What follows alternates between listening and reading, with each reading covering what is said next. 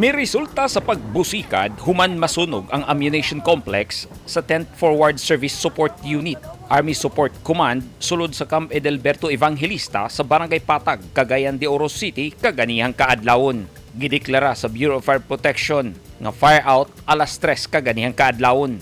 Sa pahayag sa Armed Forces of the Philippines, walay personahe nga napagan. Apan adunay tulo ka mga sibilyan ang samaran human sila maigo sa nanglupad nga mga shrapnel o gidala sa Camp Evangelista Station Hospital.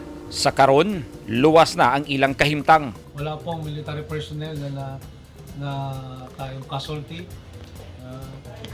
3 civilians po ang na-injured sa nangyaring fire incident kagabi. Ang mga nahibilin nga mga armas ug bala anaa na sa covered court sa gymnasium sa kampo sa Barangay Patag. Gated kasi at saka well fenced kasi ang ating ammunition complex. So ibig sabihin yung ammunition complex composed of several buildings na nakadag-in. Alam niyo po kung ito yan, yung nakadag-in po yung natin, yung paglagay ng ammunitions natin. So half dug in yung building. So ilan ang damage sa mga ammunition na pumutok? Hindi pa po natin masasabi kung ilan po. Moabot sa 150 rounds sa 155mm howitzer ug uban pang mga gamit panggubat ang nangasunog.